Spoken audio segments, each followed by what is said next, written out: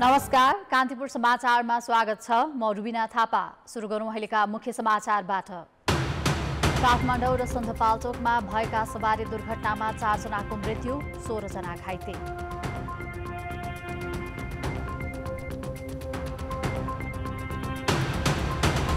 माटोमा अम्लीयपन बढ्दै जाँदा कोशी प्रदेशमा उत्पादकत्व खर्दो, रासायनिक मलको प्रयोग कम गर्नुपर्नेमा विज्ञको जोड। उत्तर कोरियाले गर्यो क्रुज क्षेप्यास्त्र परीक्षण, अमेरिकाको सम्भावित परमाणु हमलाको सामना गर्न तयार रहेको चेतावनी। र आइसिसी महिला टी20 विश्वकप एसिया क्षेत्र छनौटमा नेपालको तेस्रो जित, भुटान 3 विकेटले पराजित।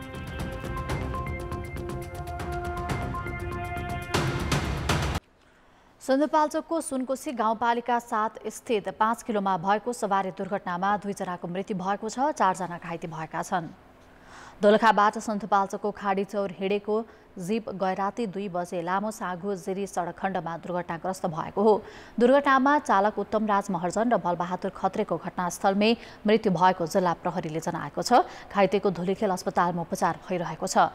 उता मध्यरातमा मर्स्याङ्ती नदीमा बस खस्दा चालक खेम भुजेल बेपत्ता भएका छन्। बेसी सहर चामे सडक खण्ड अन्तर्गत मर्स्याङ्ती गाउँपालिका 7 मा गैराती बस नदीमा खसेको हो।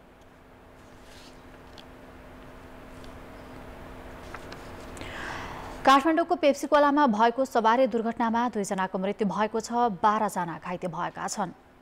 पेप्सी खोलाबाट जडीबुटीतर्फ गुडेको बसले विपरीत दिशामा रहेका जीप, मोटरसाइकल र स्कुटरलाई आज बिहान ठक्कर दिएको हो। घटनामा घाइते भएका 2 जनाको मृत्यु भएको प्रहरीले जनाएको छ। मोटरसाइकल चालक सर्लाहीका राजन भट्टराई र स्कुटरको पछाडि बसेकी उषा थापाको सिभिल अस्पतालमा उपचारका क्रममा मृत्यु भएको हो। थापा सशस्त्र प्रहरी बल सिंहमङ्गलमा कार्यरत थिइन्। अरू घाइतेहरूको विभिन्न अस्पतालमा उपचार भइरहेको छ। बस चालकलाई प्रहरीले नियन्त्रणमा लिएको छ। कोशी प्रदेशको माटोमा अम्लीयपन बढ्दै जाँदा बालीनालीको उत्पादन घट्न थालेको छ। कोशी प्रदेशका 14 जिल्लामा गरिएको परीक्षणमा माटोमा अम्लीयपन बढेकै कारण बाली तथा बिरुवालाई नभई नहुने नाइट्रोजन फस्फरस मात्रा समेत घटेको देखिएको हो। त्यसको असर उत्पादनमा परेको छ।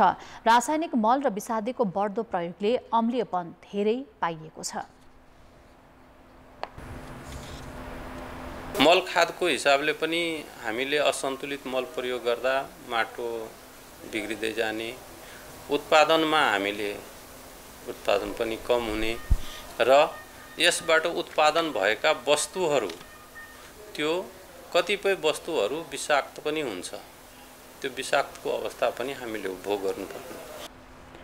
माटो परीक्षण प्रयोगशाला सुनसरीले कोशी प्रदेशका सबै जिल्लामा गरेको 3577 वटा नमुना परीक्षण गरेको थियो। अम्लीयपन घटाउन कम्पोस्ट मल प्रयोग गर्नुपर्ने र त्यसपछि माटो परीक्षणकै आधारमा कृषि चुन प्रयोग गर्न सकिने विज्ञको सुझाव छ। दोलखा बजारमा 5 दिनसम्म रातभर देखाइने भैरव कुमारी जात्रा सुरु भएको छ।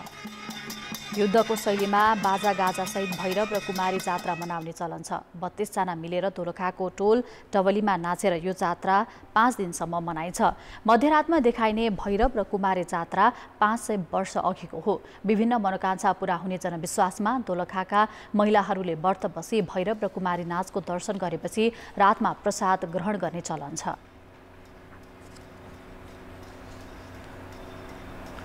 संघुवा सभाको कारागारभित्र भएको 2 कैदीको हत्या प्रकरणमा प्रहरीले थप 2 जनालाई नियन्त्रणमा लिएको छ। कारागारका कम्प्युटर अपरेटर इन्द्रनारायण यादव र कार्यालय सहयोगी ढकलाल कार्कीलाई नियन्त्रणमा लिएर अनुसन्धान थालिएको प्रहरी नायब उपरीक्षक वीरेन्द्र गोदारले बताए। कैदी कुटपिटमा प्रत्यक्ष संलग्न देखिएका 5 प्रहरी चौकीदार सहित 7 कैदीलाई कर्तव्य ज्यानमा मुद्दा दर्ता भइसकेको छ। 1.5 दर्जन व्यक्ति प्रहरी हिरासतमा छन्। थप अनुसन्धानपछि अरूलाई पनि मुद्दा दर्ता गरेर अदालतमा बुझाउने तयारी भइरहेको जिल्ला प्रहरी कार्यालयले जनाएको छ। घटनामा प्रहरी चौकीदार र कारागार कर्मचारी सहित केही कैदीको संलग्नता देखिएको थियो। कुटपिटबाट गत साउन 24 गते संखुवा सभा मादिका विनोद तोलाङ्गी र नुवाकोट ककनीका आकाश बलामीको मृत्यु भएको थियो। अब जनमत।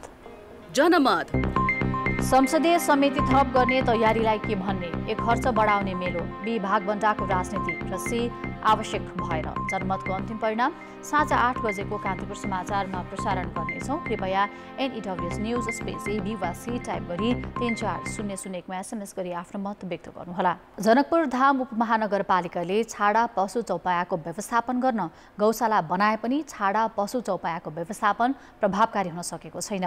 सडकमा जताततै भेटिने छाडा चौपायाका कारण सवारी आवागमनमा बाधा पुग्नुका साथै दुर्घटनाको जोखिम समेत बढेको छ। मध्य प्रदेशको राजधानी जनकपुर धाममा 5 वर्ष यता सवारी साधन तथा मानिसहरूको आवागमनमा वृद्धि भएपछि चाप बढेको छ। सडक सुधार भएपछि आउजाउमा सहजता भए पनि सडक छेकेर बस्ने छाडा पशु चौपायाका कारण यात्रीलाई समस्या हुने गरेको छ। त्यसो त छाडा पशु चौपायाकै कारण कति बेला दुर्घटना हुने हो भन्न सकिन्न। गाड़ी घोड़ा तो चलबे करे छे, आगे माल जाल जे बीच रोड में ठाड़ रहे गाड़ी चलवाने बड़ा अफियारो है, एक्सीडेंट के बहुत संभव है। दुधालु गाई हुँदासम्म घरमै पाल्ने र पछि बजार क्षेत्रमा ल्याएर छाड्ने प्रवृत्ति बढ्दै गएपछि पशु चौपाया बजारका मुख्य चोक, सडक तथा बस पार्क क्षेत्रमा सडक छेकेर बसेका देखिन्छन्। ट्राफिक प्रहरीलाई छाडा चौपायाको व्यवस्थापन गर्न निकै समस्या छ। छाडा चौपायाहरू चाहिँ अलिकति हामी 2 किलोमिटर 3 किलोमिटर लगेर जाँदा पनि धेरै भाग्ने गरेर पनि समस्या भएको छ। अब यसलाई कसरी नियन्त्रण लिएर लाने अझै हाम्रो स्थानीय निकायसँग उपमहानगरपालिकासँग समन्वय भइरहेको छ। यही साउन 1 गतेबाट सुरु भएको गौशालामा 80 वटा छाडा पशु चौपाया समातेर राखिएको छ, जसमध्ये 38 वटा छाडा पशु चौपायाका धनीबाट 1,75,000 रुपियाँ जरिवाना समेत असुल गरिएको छ। हाम्रो एम के छ भने चाहिँ जति पशु हुन्छ त्यसलाई व्यवस्थित राखेर त्यसलाई संरक्षण गर्ने र हामीसँग मेन भनेको अब पुराना गाईहरू कृषकहरूले यदि लानुभयो भने जुन जरिवाना तोकेको छ त्यो जरिवाना तिरेर लाँदाखेरि हामीलाई थप पशुहरू छाडा पशु नियन्त्रण गरेर यहाँ राख्नलाई चाहिँ सहज हुन्थ्यो।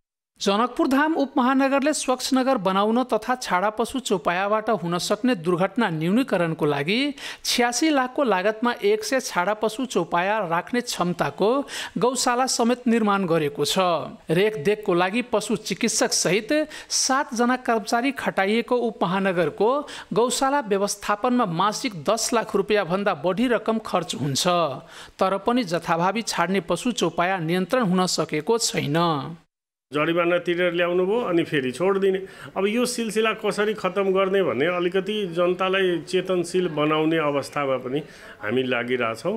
छाडा चौपाया समात्न नगर प्रहरी परिचालन गरेको उपमहानगरले सडकमा जथाभावी छाड्ने पशु चौपाया धनीमाथि 5,000 रुपियाँसम्मको जरिवाना तोकेको छ।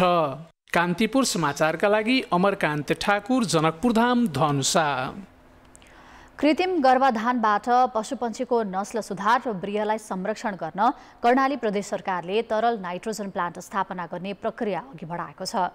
नाइट्रोजन प्लान्ट निर्माणपछि प्रदेशका सबै जिल्लामा सहज रूपमा सेवा सञ्चालन गरिने भूमि व्यवस्था, कृषि तथा सहकारी मन्त्रालयले जनाएको छ। कर्णाली प्रदेश सरकारले दैनिक 240 लिटर तरल नाइट्रोजन उत्पादन गर्ने क्षमताको प्लान्ट निर्माण गर्न प्रक्रिया थालेको छ। कृत्रिम गर्भाधानका लागि आवश्यक पर्ने तरल नाइट्रोजनको अभाव र भौगोलिक विकटताका कारण कर्णाली प्रदेशमा केही जिल्लामा मात्रै कृत्रिम गर्भाधान सेवा सञ्चालन भए पनि खर्चिलो हुने गरेको छ। कृत्रिम गर्भाधानलाई प्रदेशका सबै जिल्लामा सहज सञ्चालन गर्न प्रदेश सरकारको भूमि व्यवस्था, कृषि तथा सहकारी मन्त्रालयले तरल नाइट्रोजन प्लान्ट निर्माण गर्ने जनाएको हो। प्लान्ट निर्माणका लागि मन्त्रालयले आयोजनाको अध्ययन र DPR प्रक्रियालाई अगाडि बढाएको छ।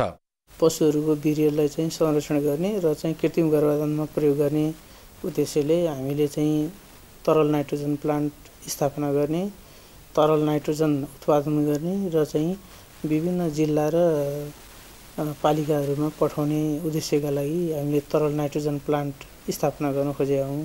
कर्णाली प्रदेशमा नाइट्रोजन प्लान्ट छैन। नाइट्रोजन प्लान्ट नहुँदा कर्णाली प्रदेशले छिमेकी प्रदेशबाट नाइट्रोजन खरिद गर्दै पशु चौपायाको कृत्रिम गर्भाधान गराउँदै आएको छ। गत आर्थिक वर्षमा कर्णाली प्रदेशको मुगुमा 2 वटा कृत्रिम गर्भाधान गरिएको छ भने सुर्खेतमा 2600 कृत्रिम गर्भाधान गरिएको छ। पशु चौपायामा कृत्रिम गर्भाधानको लागि कर्णालीमा हाल वार्षिक 50,000 लिटर नाइट्रोजन खपत हुँदै आएको छ। भौगोलिक विकटता र नाइट्रोजनको अभावका कारण कर्णालीका सबै स्थानमा कृत्रिम गर्भाधान सेवा नियमित हुन सकेको छैन। प्रदेशमा आफ्नै प्लान्ट भएको खण्डमा वार्षिक 1.5 लाख लिटर तरल नाइट्रोजन खपत हुने 79 स्थानीय तह मध्ये 63वटै पालिकामा कृत्रिम गर्भाधान सेवा सुरु गर्न सकिने पशुपन्छी विकास निर्देशनालयले जनाएको छ। कर्णाली प्रदेशमा अहिलेसम्म नाइट्रोजन प्लान्ट छैन, अरू सबै प्रदेशमा स्थापना भइसक्यो, हाम्रोमा छैन। यो चालु आर्थिक वर्षमा हाम्रो मन्त्रालयले यो मन्त्रालयमा चाहिँ बजेट राखेको छ, बजेट विनियोजन भएको छ। तरल नाइट्रोजन प्लान्ट निर्माणका लागि चालु आर्थिक वर्षमा सरकारले 2 करोड बजेट छुट्याएको छ। प्लान्ट निर्माणमा करिब 6 करोड लाग्ने अनुमान गरिएको छ। प्लान्ट निर्माणको कामलाई अगाडि बढाएपछि बजेटको सुनिश्चितता गर्ने सरकारको तयारी छ। कान्तिपुर समाचारका लागि क्यामेरामा देव राणाका साथ कमल पन्त, वीरेन्द्रनगर, सुर्खेत। कान्तिपुर समाचार अहिलेलाई सकियो। कान्तिपुर टेलिभिजन हेर्दै गर्नुहोला। नमस्ते।